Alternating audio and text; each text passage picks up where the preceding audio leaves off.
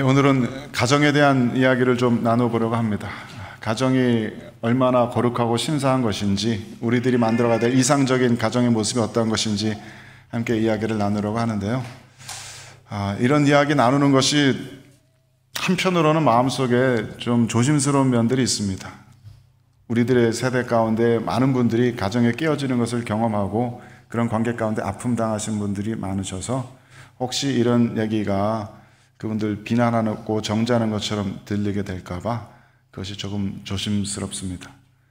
몇 번 말씀드린 적도 있는 것 같은데 저도 역시 이른바 브로큰 패밀리에서 자란 사람입니다. 제 인생의 첫 기억이 제가 3살 때 기억이 나는데 아버님이 어머님에게 가정폭력을 행사하시던 그것이 또렷하게 기억이 납니다. 그게 제 인생 첫 기억입니다. 제 아버님은 그 뒤로도 다툼과 별거와 이런 것을 반복하시다가 3번 결혼하셔서 저한테는 어머님이 3분이 계십니다. 20대 들어서서는 가족 간의 관계가 점점 더 안 좋아져서 20대 후반 때 주님 만나기 직전에는 그야말로 지옥 같은 하루하루를 살았습니다. 한 가정에서 아버님과 살면서도 서로 얼굴 마주쳐도 인사조차 하지 않는 그런 좀 최악의 관계 가운데 살았습니다. 그리고 여전히 이 나이가 되어도 많은 이혼한 부모들 밑에 자녀가 겪는 그런 상처들이 여전히 제 안에 남아있는 것을 발견하곤 합니다. 여전히 제 안에 낮은 자존감, 또 영혼의 상처들, 사람과의 관계에 있어서 마음이 확 열리지 못한 그런 상처들이 아직도 여전히 제 안에 남아있고, 또 상담 심리 공부하면서 그런 상처가 결코 사라지지 않을 것이라는 것도 배우게 됩니다. 그만큼 한 가정이 깨어지는 것은 그 당사자들에게 굉장히 큰 아픔의 상처를 남기는 일입니다만은, 그럼에도 불구하고 저는 지금 이제 그리스도 안에서 제 지나온 삶과 가족들을 생각해 볼 때 그것이 꼭 우리 아버님만의 잘못이었을까? 저희 아버님은 나름대로 이미 고인이 되신 제 아버님은 나름대로 정말 최선의 삶을 살아오셨던 것이 아니겠는가, 그렇게 스스로 생각하곤 합니다. 그것이 누구 한 사람만의 잘못은 아닐 겁니다. 저희 아버님도 제 아버님의 아버님, 할아버님 밑에서 자라면서 많은 상처를 받으셨을 겁니다. 제 할아버님도 3번 결혼하셨고 굉장히 무뚝뚝하신 경상도 할아버지셨습니다. 자라면서 많은 상처들이 있으셨을 것이고 사회 속에서 많은 잘못된 가치관들을 받아들이셨을 겁니다.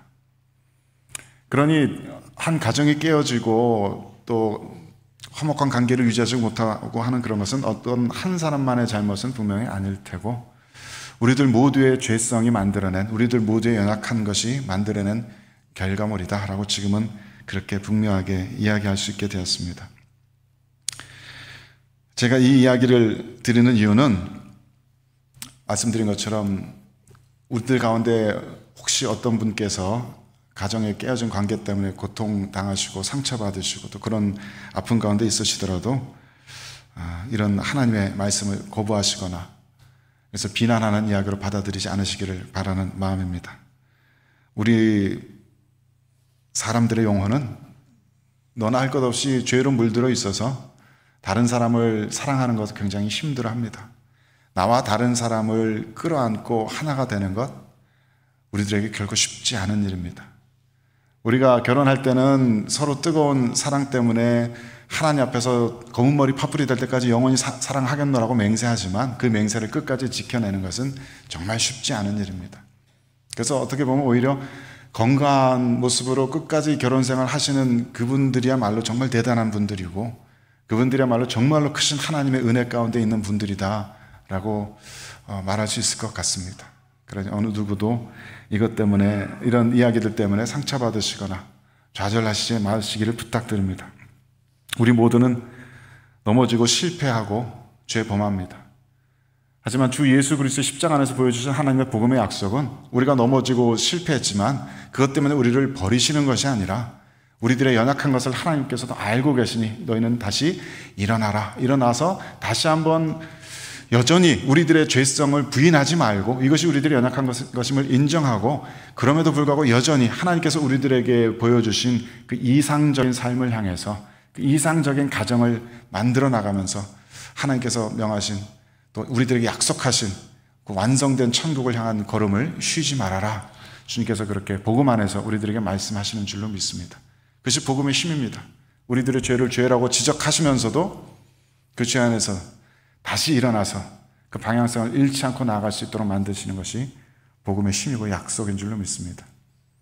그래서 제가 자주 예를 들어서 이렇게 말씀드립니다마는 가수 강균성 씨가 있어요.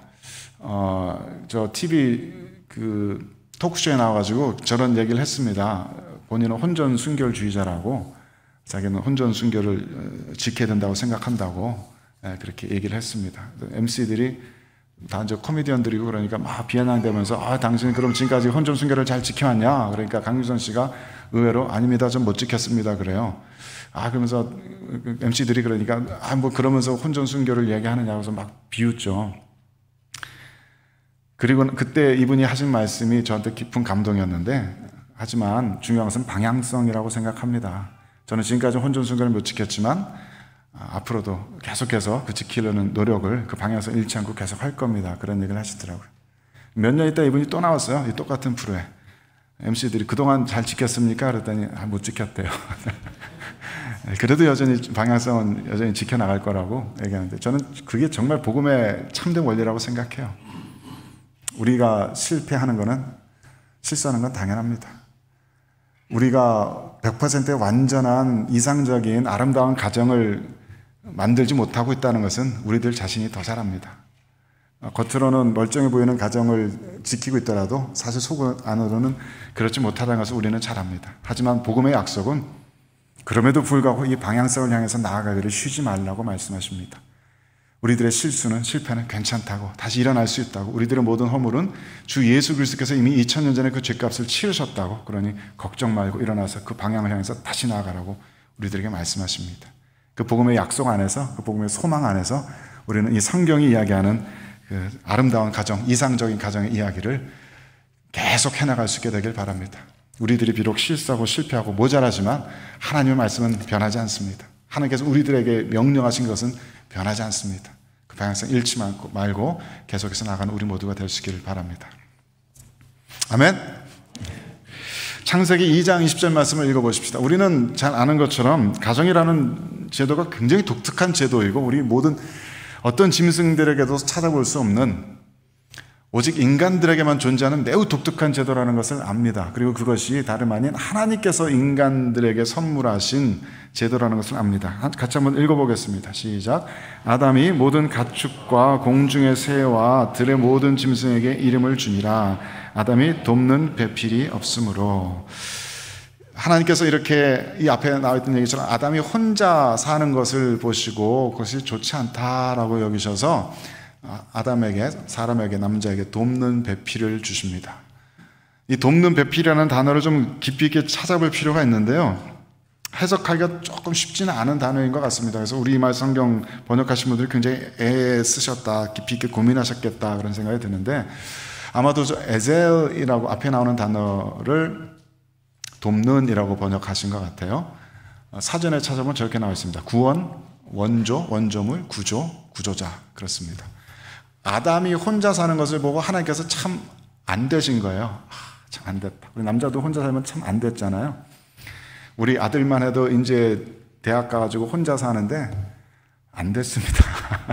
가는 걸 찾아가서 전화, 영상통화라도 이렇게 보면 안 됐습니다.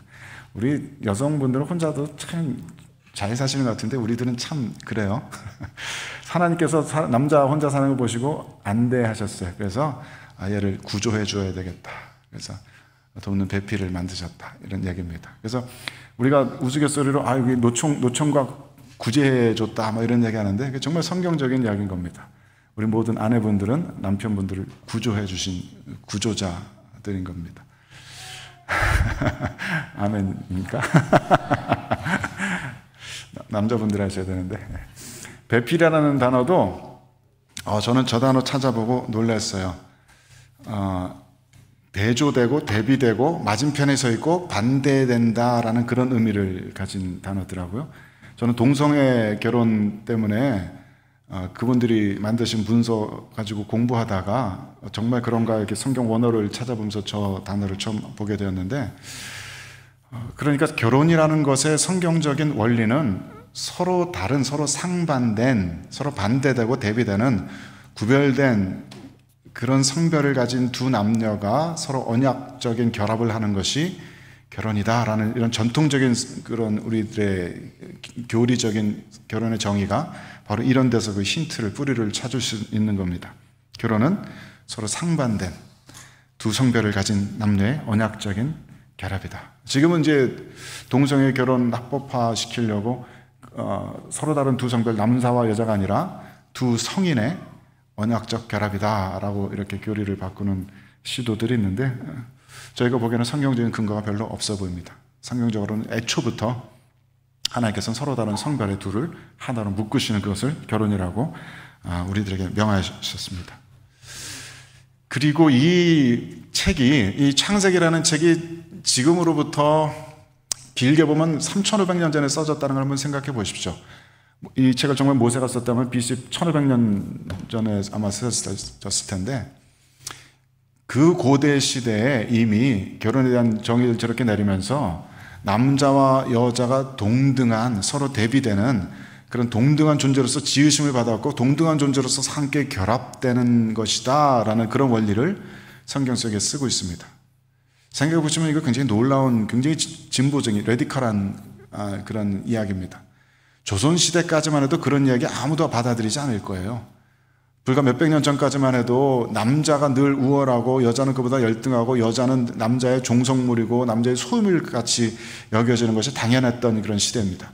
불과 수십 년 전까지만 해도 그런 사고방식의 영향력이 아직까지 우리 사회에 남아있었던 것이 어렵지 않게 발견될 수 있었을 텐데, 길게 보자면 3,500년 전에 쓰여진 성경 안에서는 남자와 여자가 서로 동등한 존재로서, 서로 대비되는, 그리고 서로를 도울 수 있는 존재로서 지으심을 받았고 결혼으로서 연합된다라는 그런 원리를 우리들에게 보여주고 있습니다.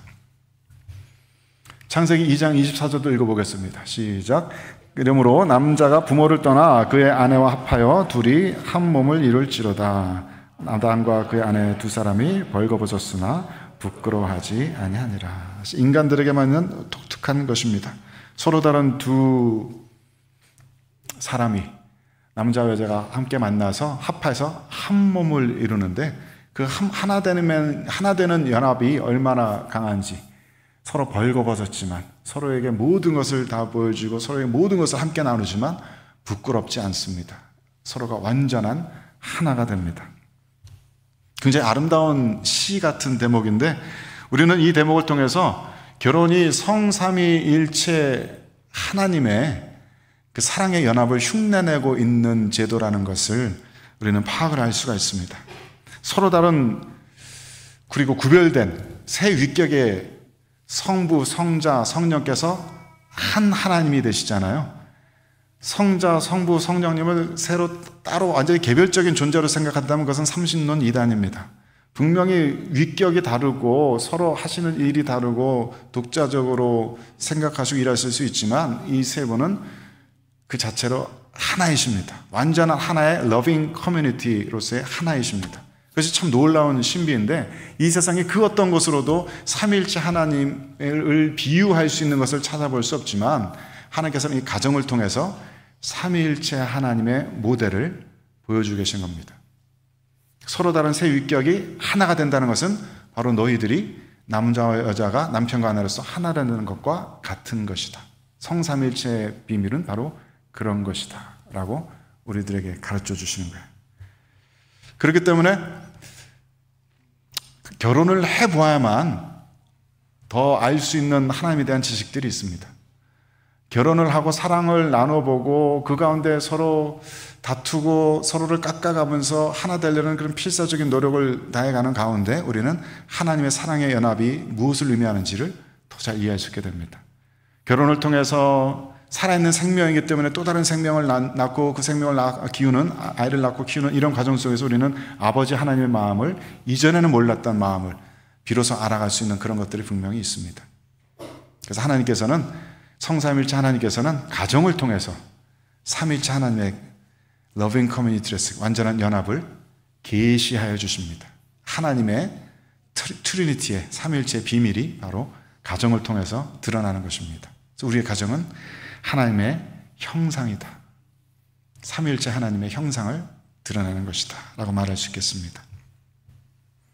오늘 우리가 읽은 본문에서는 이 가정이 하나님의 성삼위일체 하나님의 비밀을 계시하시려 준 것뿐만 아니라 하나님께서 예수 그리스도를 통해서 온 인류를 구원하시겠다고 하는 그 구원의 비밀들을 계시하시는 통로이기도 하다라는 것을 보여주십니다. 같이 한번 읽어보겠습니다. 시작.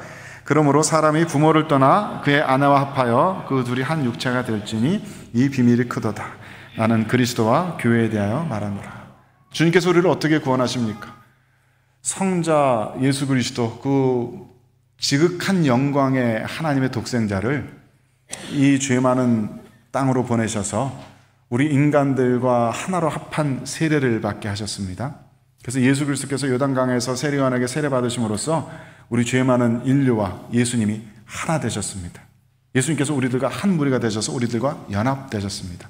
그래서 우리들의 왕으로서 유대인의 왕이라는 팻말을 쓰고서 십자가에 달리셨습니다. 우리들의 죄를 대신 치르셨고 부활하심으로써 예수 그리스도의 그 영광이 우리 모든 인류들에게 주어지는 영광이고 의의라는 것을 보여주셨습니다. 하나님께서 우리들과 하나 되심으로써 그리스도와 교회가 하나 됨으로써 교회가 함께 구원받는 그 비밀이 있는 것입니다. 마치 가장인 제가 캐나다 시민권 시험 봐서 합격하면은 제 미성년자 자녀들은 자동으로 시민권 자격을 획득하는 것처럼 머리된 그리스도께서 누리고 계시는 의의가, 그 영광이 우리 모두들에게 나눠질 수 있도록 우리들과 합치신 것입니다. 그 비밀이, 구원의 비밀이 바로 우리들의 가정을 통해서 드러난다. 남편이 영광받으면, 칭찬받으면 아내가 함께 기뻐하고, 자녀가 밖에 나와서 나쁜 일을 하면은 부모가 같이 머리를 조아리면서 사과해야 되고, 이렇게 의의를 함께 나누고 죄를 함께 나누는, 기쁨을 함께 나누고 슬픔을 함께 나누는 완전한 한 덩어리로서의 가정을 통해서 하나님께서는 구원의 비밀들을 우리들에게 계시하여 주십니다. 가장이 가정을 대표해서 모든 책임을 지는 것처럼 그리스도께서 우리들의 가장이 되어주셨다. 그 비밀을 주님께서는 계시하고 계십니다.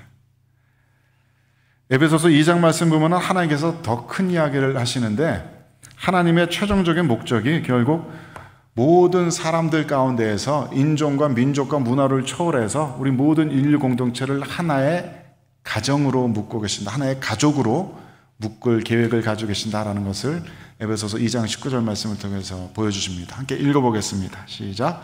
그러므로 이제부터 너희는 외인도 아니요 나그네도 아니요 오직 성도들과 동일한 시민이요 하나님의 권속이라. 하나님의 권속, 하나님의 패밀리라는 얘기입니다.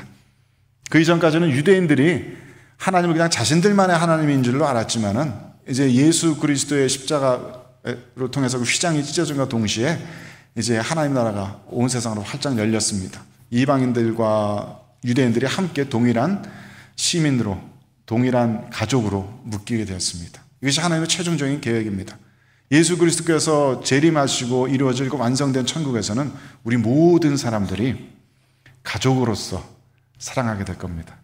우리가 지금 부모에게, 남편, 아내에게 가지고 있는 사랑이, 자녀에게 가지고 있는 사랑이 모든 사람들에게로 확대될 것입니다. 그래서 모든 인류 공동체가 한 가정으로서 사랑하는 그 모습을 우리는 보게 될 것이고, 하나님께서는 그 놀라우신 원대하신 인간의 구원 계획을 가정을 통해서 미리 보여주고 계신 겁니다. 그래서 우리는 가정을 통해서 사랑을 배우면서 우리들 안에 하나님께서 본능적으로 새겨두신 그 사랑을 행하고 받으면서 사람들끼리 이렇게 사랑을 나누는 것이구나 라는 것을 배우게 됩니다. 가정에서 사랑하는 것처럼 교회 공동체에서 서로 사랑하면서 교회 공동체의 가족이 되는 겁니다. 이 교회 공동체의 사랑을 우리 이웃들에게로 넓히면서 온 도시를 우리가 한 가족으로 끌어안고 사랑하는 법을 배워나가는 것입니다.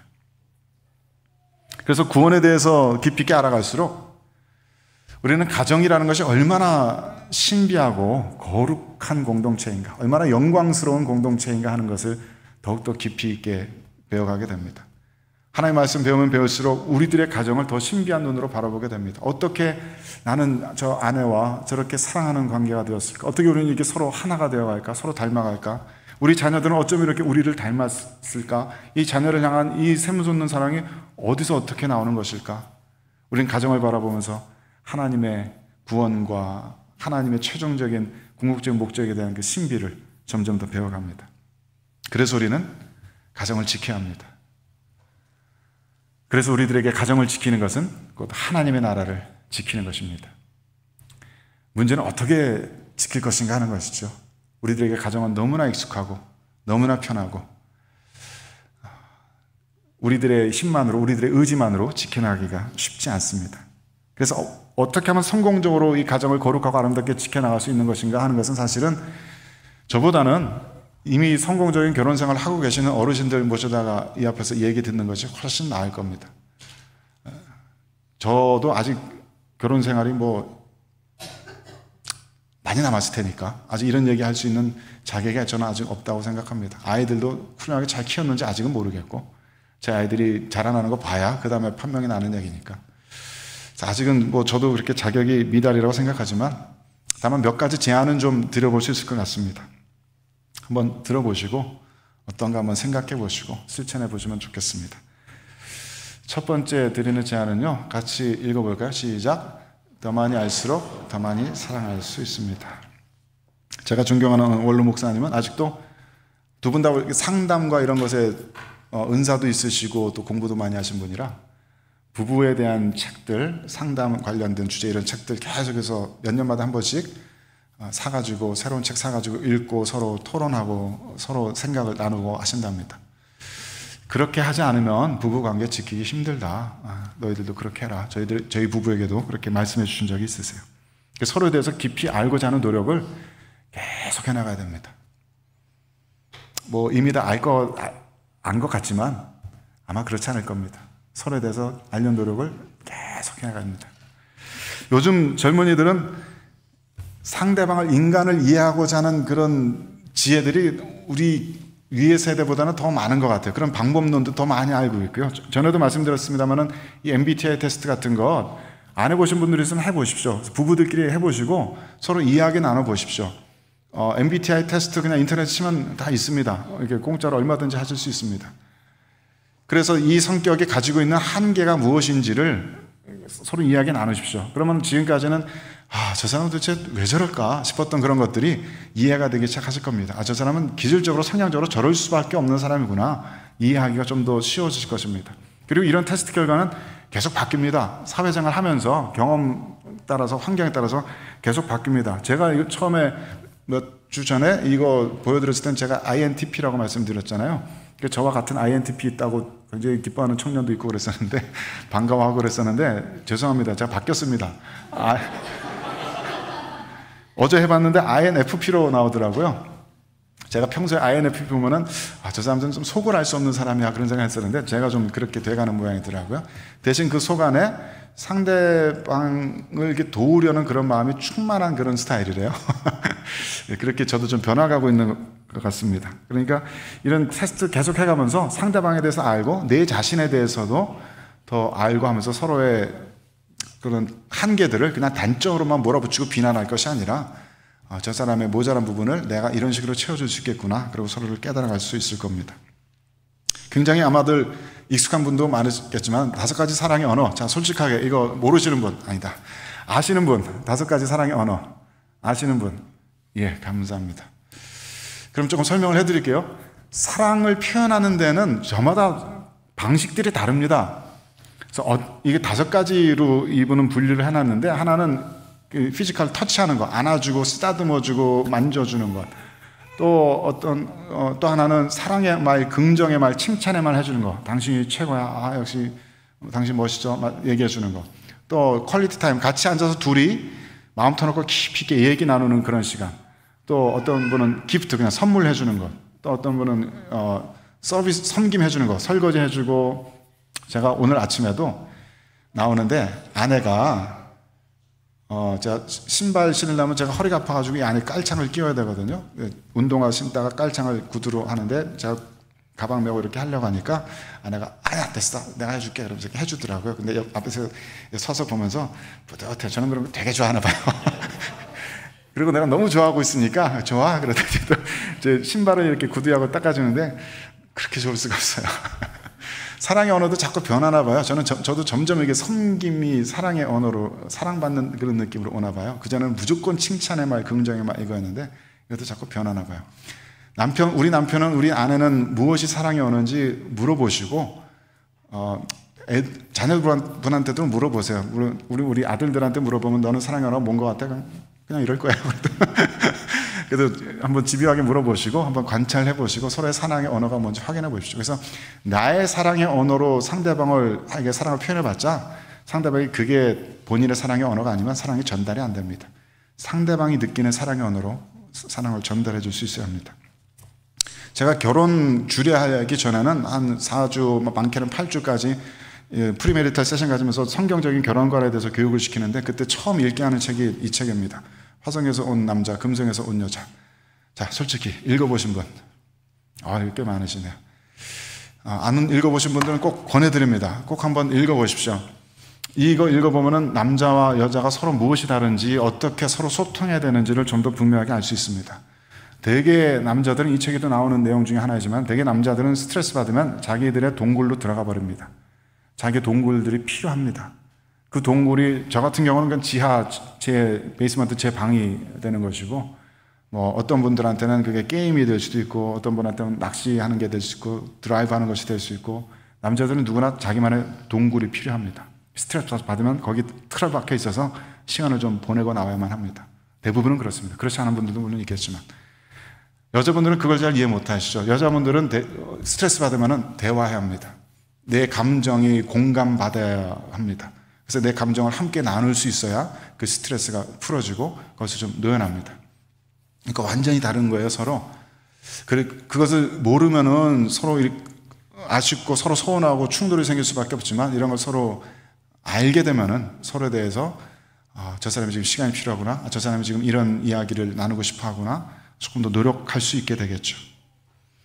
분명히 요즘 젊은이들은 우리 기존 세대보다는 훨씬 더 현명한 것 같아요. 서로에 대해서 남자, 여자에 대해서 알려는 노력들이 더 부지런해진 것 같고 더 많이들 알고 있는 것 같아요. 그래서 인터넷에 찾아보면은 남자어, 여자어라는 거 어르신분들 혹시 아세요? 남자의 말, 여자의 말 통역해주는 이런 게 있어요. 그래서 만약에 어떤 커플이 서로 대화 나누다가 한쪽이 좀 표정이 뚱한 것 같아서 화났어? 라고 물어보면은 그쪽에서 이제 화 안 났는데? 라고 대답하겠죠. 이게 만약에 남자가 화 안 났는데? 라고 대답했다면 그거는 화 안 났다는 얘기입니다. 여자가 화 안 났는데? 그러면은 그건 네가 알아내야지 나보고 물어보면 어떡하라냐 그 얘기예요. 또 오늘 뭐 해? 라고 물어보는데 남자가 그렇게 물어봤다면은 그거는 오늘 뭐 하는지 궁금하다는 얘기입니다. 여자가 오늘 뭐 해? 물어본 거면은 그건 오늘 시간을 나한테 좀 내달라는 얘기랍니다. 이 남자와 여자를 서로 모르면은 그 통역이 안 되면은 서로 오해가 생길 수밖에 없는 거죠. 근데 요즘 젊은이들이 이런 거 굉장히 많이들 알고 있더라고요. 남자어, 여자에 대해서 우리도 좀 익숙해질 필요가 있다. 자녀들에 대해서도 마찬가지입니다. 자녀들에 대해서도 깊이 알수록, 깊이 이해할수록 자녀들을 양육하는 데 큰 도움이 될 겁니다. 이 자녀 개인적인 특성뿐만 아니라 모든 자녀들이 발달 심리학적으로 겪게 되는 그런 단계들이 있습니다. 아주 어린 아이의 자녀들은 지금 아직 이제 막 걸어 다니고 이 정도의 2-3살 이 정도의 자녀들은 무조건 세이프한 환경을 만들어 줘야 됩니다. 이 세상이 내가 살아가기 안전한 곳이라는 확신을 처음부터 심어줄 수 있어야 합니다. 계속 우는 게 방치된다든지 먹을 때를 놓친다든지 돌봐주는 이 아니고 계속 눈여겨보면서 이 아이가 이곳이 살아가는 곳, 생존하기에 안전한 곳이라는 확신을 심어줘야 세상을 향해 마음이 열릴 수가 있습니다. 하지만 계속 그럴 수는 없고요. 조금 더 나이가 들면 사회적인 규율을 명확하게 그리고 아주 진지하게 가르쳐줘야 될 시기가 있습니다. 저는 그럴 때 아이들 맴매도 많이 했고요. 굉장히 진지하게 이렇게 가르쳐 주려고 애썼습니다. 물론 맴매한다면 반드시 안아주고 기도해주고 축복해주고 감정의 앙금이 남지 않도록 더 노력을 해줘야 되겠죠. 조금 더 잘하면은 이 아이가 스스로의 자아상을 가지게 되는 시기가 옵니다. 그때 부모님들 많이 도와주셔야 됩니다. 너의 장점은 이거야 라고 너는 어떤 사람이야 라고 긍정적인 자아상을 가질 수 있도록 그래서 많이 얘기를 해주셔야 됩니다. 나이가 조금 더 지나가면은 집안일들을 자꾸 맡겨주셔야 됩니다. 집안일들을 맡겨주시고 교회에서도 일을 맡겨주시고, 그래서 나는 이 사회 속에서, 이 가정에서, 교회에서 쓸모있는 사람이구나 라는 자신의 그 효용감을 스스로 체험할 수 있도록 도와주셔야 됩니다. 그래야 사회에 나갈 수 있는 자신감들이 생겨나게 됩니다. 각 단계마다 그렇게 발달 심리학적으로 풀어야 될 심리학적인 숙제들이 있습니다. 그 숙제가 해결이 되지 않으면은 나이가 들어도 계속해서 내가 숙제를 끝내지 못한 그 단계에 어렸을 때의 심리적인 상태에 머무르게 됩니다. 그래서 나이는 들어서 보기에는 굉장히 어른이지만 굉장히 흔히 하는 말로 유치한 그런 어린아이 같은 그런 마음속에서 좀 인생의 트러블들을 만들어내게 되는 것이죠. 그래서 우리는 자녀들에 대한 이런 특성들에 대해서 계속 공부하고 또 그것을 배우고 그것을 통해서 자녀들의 양육을 도와줘야 될 필요가 있습니다. 많이 알수록 더 깊이 있게 사랑할 수가 있습니다. 두 번째 제안은 대화법을 훈련하자는 것입니다. 제가 부부 상담할 때도 그렇고, 물론 연애 상담할 때도 그렇고, 부모 자녀 간의 교육 상담할 때도 보면은 가장 먼저 눈에 띄는 것은 우리들이 얼마나 커뮤니케이션에 숙달되지 못했는가, 우리들이 얼마나 비효율적으로 커뮤니케이션 하는가, 그런 것을 발견할 수 있어요. 커뮤니케이션 스킬이 우리들에게 얼마나 부족한가. 우리는 쉽게, 특히 가정 안에서는 서로 편하기 때문에 쉽게 서로에게 대해서 비난하는 말을 하고 서로를 막 이렇게 뭐 멍충하고 깎아내리고 이런 얘기들 너무나 쉽게 하는데, 건강한 커뮤니케이션 스킬을 훈련하시려면은 이런 특히 서운한 감정이 있을 때, 원하는 것이 있을 때 I 스테이트먼트를 하셔야 됩니다. 왜 너는 일을 있다고 해? 이게 아니라 당신이 이렇게 하니까 내가 마음이 좀 이렇게 좀 서운하다 라고 얘기해 주셔야 됩니다. 그러면 비난이 아니라 커뮤니케이션이 되게 됩니다. 자녀에게도 네가 이렇게 하니까 아빠는 엄마는 이런 면에서 좀 걱정이 되는구나 라고 얘기해 주셔야 됩니다. 물론 긍정적인 감정들도 그런 식으로 I 스테이트먼트로 계속 나눠주셔야 됩니다. 아직 자녀들은 특히 아빠 엄마를 독립적인 인격체로 보기가 쉽지 않은 나이입니다. 아빠 엄마는 그냥 아빠 엄마죠. 하나님의 대리자고 아빠 엄마입니다. 그렇기 때문에 아빠 엄마도 자신들과 똑같이 낙담하고 절망하고 피곤하고 아프다는 것을 모를 때가 많아요. 아이들에게 가르쳐 주셔야 합니다. 그래서 아이들이 아빠 엄마를 독립된 인격체로 보게 되면은 그 순간이 그 아이가 철드는 순간인 것입니다. 그러니까 피곤할 때 피곤하다고 말씀하시고, 이렇게 하니까 내가 굉장히 피곤하구나. 오늘 회사에서 비즈니스에서 이런 일이 있었는데 그것 때문에 내가 마음이 굉장히 속상하구나. 우리 집에 경제적인 형편이 이래가지고 내가 이런 면들이 좀 걱정이 되는구나. I 스테이트먼트로 계속해서 나눠주셔야 돼요. 그때 아이들이 성장하는 것을 보실 수 있게 될 겁니다. 잘한 일이 있으면은 좀 심하다 싶을 정도로 칭찬하십시오. 뭐 이렇게까지 싶을 정도로 칭찬하십시오. 좀 오래전에 굉장히 히트했던 책이지만은 칭찬은 고래도 춤추게 한다, 그런 책이 있잖아요. 그 저자가 플로리다에 좀 놀러 가서 범고래 쇼를 보고서 깨달은 거래요. 어떻게 고래를 저렇게 훈련시키지 궁금해서 조련사한테 가서 물어봤더니 고래가 한번 자랄 때 먹이 주면서 칭찬하는 것에만 집중해서 이렇게 가르치더래요. 사람들에게도 통한다 이거죠. 부정적인 것에 대해서는 이야기하지 말고 그냥 꼭 참고 뭐 하나 잘한 거 있다 싶으면 이때다 집요하게 칭찬해 주는 겁니다. 제 자식 자랑을 팔불치같이 좀 하자면은, 어저께 토요일 날 힘든 고된 오전 일과를 마치고 집에 가려고 하는데 택시트가 왔어요. 우리 막내가 아빠 엄마 위해서 브런치 만들어 준다고, 언제 오냐고. 지금 갈게. 얼른 뛰어갔습니다. 갔더니 우리 막내가 잘 하는 메뉴 중에 하나가 이제 그릴드 치즈 샌드위치예요.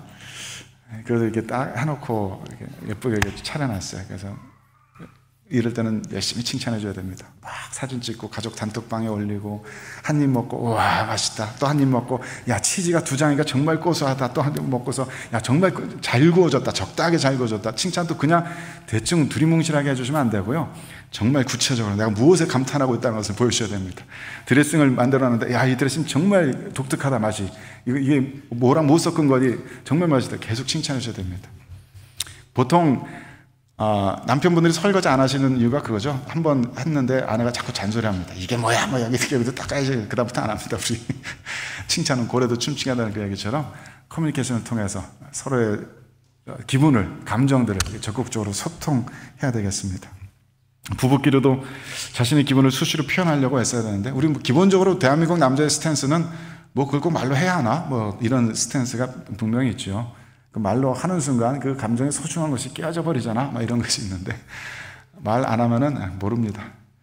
제가 전도사 때 청소년들이랑 함께 사역하다가 늘 청소년들 위해서 기도만 해주다가 한 번은 이렇게 기도 모임 가지는데 그때 너무 힘들고 외롭고 고단한 그런 일들이 있어서 그 아이들한테 터놓고 얘기를 했어요. 아이들한테 서운한 거 다 터놓고 얘기하고 그랬더니 한 아이가 울면서 전도사님 말로 해주셔야죠. 저희가 어떻게 알아요? 그러면서 저를 위해서 정말 진심으로 기도해 주더라고요. 그때 너무 절실하게 느꼈어요. 말 안 해주면 모르는구나.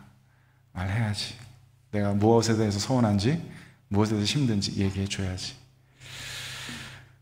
물론 아까 말씀드린 대로 우리 남자들은 기본적으로 스트레스 받으면 동굴 속에 들어가야 됩니다. 그래서 스트레스 받는 것 그때 감정 표현 안 한다고 너무 뭐라 그러지 마시고 그럴 땐 조금 참아주시고 기다려주시고 하지만 우리 남자들도 조금만 더 내 감정들을 소통할 수 있도록 노력해 주는 것이 우리 가정을 건강하게 지키는 길이 될 겁니다. 마지막 한 가지만 더 말씀드려보겠습니다. 같이 읽어봅시다. 시작. 서로를 하나님의 형상으로서 존중합시다. 10계명에 살인하지 말라, 거짓 증거하지 말라, 이런 계명들 다 이런 원칙을 기반으로 하는 계명입니다. 하나님 나라에 사람이 사람을 대하는 기본적인 원칙은 모든 사람들을 다 하나님의 형상으로서 존귀하게 여기는 것입니다. 모든 사람들을.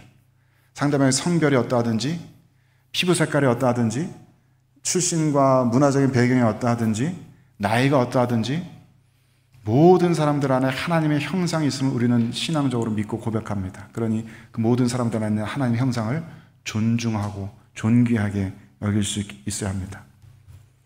저도 지키려고 요즘 들어서 꽤 노력하는 것 중에 하나인데 성도들에게 할 수 없는 말은 가족들끼리도 하지 않으려고 합니다. 성도들끼리 표현하지 못하는 그런 표현들은 가족들에게도 하지 않으려고 합니다.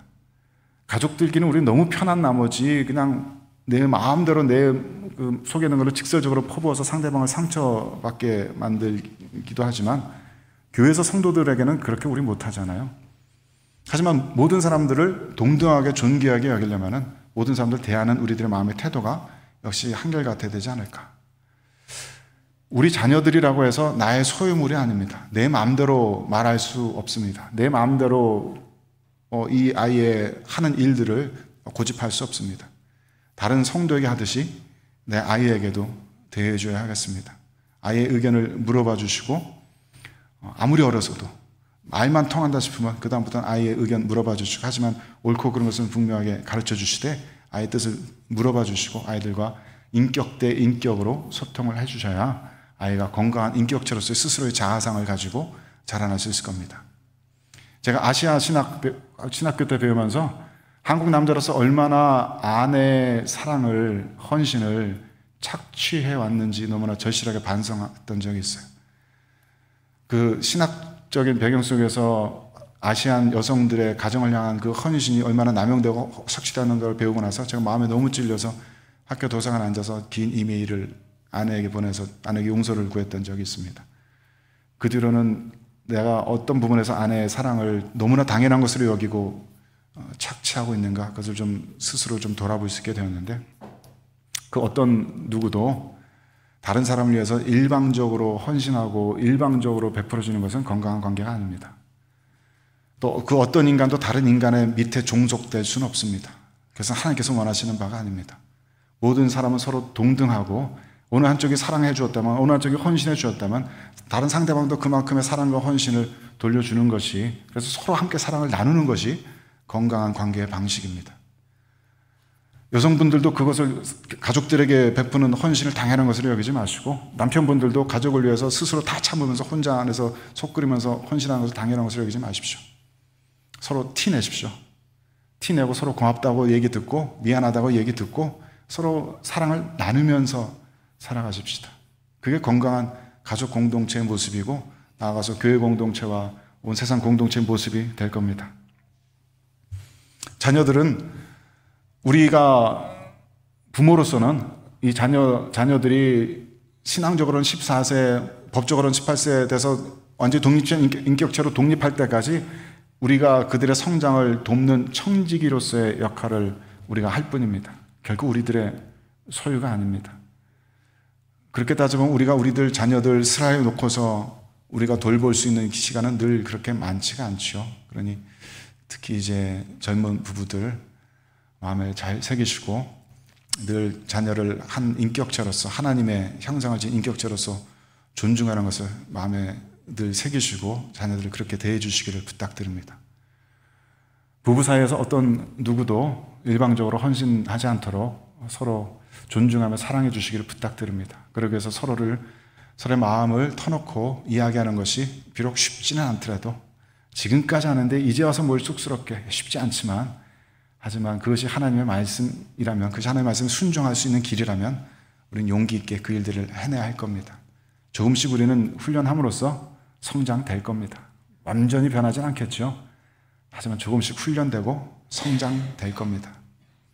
좋은 아름다운 건강한 가정을 만드는 것이 천국의 시작입니다. 가정은 결코 천국 같은 공동체가 아닙니다. 가정은 천국입니다. 가정은 하나님의 나라입니다. 하나님의 나라, 하나님의 말씀의 다스리심을 받은 하나님의 백성들이 함께 이루는 공동체로서의 하나님의 나라입니다. 그것을 하나님 나라의 다른 어떤 곳으로 만들지 말아주시기를 부탁드립니다. 부활의 관점에서 바라보면요, 예수 그리스도께서 재림하시고 나서 이루어지는 이 세상에서는, 그 완성된 천국에서는 아까 소도에 말씀드린 것처럼 모든 사람들이 다 너무나 지극히 영광스러운 하나님의 자녀로서의 모습이 드러날 겁니다. 나의 아내가, 나의 남편이 그때 완성된 천국에서는 하나님과 같은 빛을 발하는 하나님의 아들, 딸로 드러날 것입니다. 나의 아들이, 나의 딸이, 지금 너무나 모자라 보이는 우리 청소년, 청년 자녀들이 그때 우리들의 눈으로 보기엔 우리가 감히 건드릴 수도 없을 것 같은 영광스러운 하나님의 자녀들의 모습으로 드러날 겁니다. 그런데 우리가 뭐라고 감히 그 귀한 존귀한 하나님의 자녀들을 함부로 대하고 내 것인 양 소유하려고 하고 함부로 말하고 비난하고 경멸하겠습니까? 우리 부활의 신앙이 우리들에게 가르쳐주는 것은 부활 이후에 그 먼 미래에 우리들에게 닥쳐올 것 같은 그 세상을 믿음으로 지금 이곳에서 살아내자는 것입니다. 예수 그리스도께서 이미 재림하신 것처럼 우리가 부활의 삶을 살고 있는 것처럼 서로를 대할 수 있게 되기를 바랍니다. 그것이 우리들의 죄된 육신을 가지고 결코 쉬운 일만은 아니겠지만 그것이 우리들이 나아가야 될 방향성입니다. 그것이 하나님께서 우리들에게 요구하시는 것이고 우리는 이 세상을 향해서 바로 그런 식으로 천국을 증거해야 합니다. 천국은, 하나님의 나라는 실제하는 것입니다 라고 증거할 수 있어야 합니다. 그렇게 우리들이 순종하면서 나아갈 때 가정은 정말로 큰 천국의 기쁨을 우리들에게 선물해 줄 것입니다. 결혼하지 않으신 분들 잘 들으십시오. 가정은 정말로 우리들에게 천국의 기쁨을 줄 수가 있습니다. 이 세상 속에서 지치고 사람들 다 나를 무시하는 것 같고 나 따돌리는 것 같고 지치고 고뇌도 가정 안에서는 정말 천국의 위로를 받을 수 있습니다. 무슨 일이 있어도 내 편이 되어주고 나를 응원해주고 나를 지지해주는 가족들이 우리들에게 있을 수 있습니다. 그것이 우리들이 이루어 나가야 되는 가정의 모습입니다. 그래서 사랑하는 성도 여러분, 제가 주례하면서 많이 하는 얘기지만 가정을 목숨 걸고 지킵시다. 가정을 지키는 것은 하나님 나라를 지키는 것입니다. 순교적인 각오로, 우리 믿음의 선배들이 순교적인 각오로 교회를 지켜온 것처럼 우리는 역시 가정을 지켜내야 합니다. 그냥 겉모습만의 가정을 지켜내는 것이 능사가 아니라 정말로 아름다운 천국으로서의 가정을 지켜내야 합니다. 그럴 때 우리들은 가정에서 그 천국의 기쁨을, 그 천국의 영광을 맛보고 체험하며 기뻐하며 즐거워하며 하나님을 찬송하게 될 줄로 믿습니다. 그러한 축복이 우리 모두들에게 임하기를 주님의 이름으로 축원합니다. 함께 기도하겠습니다.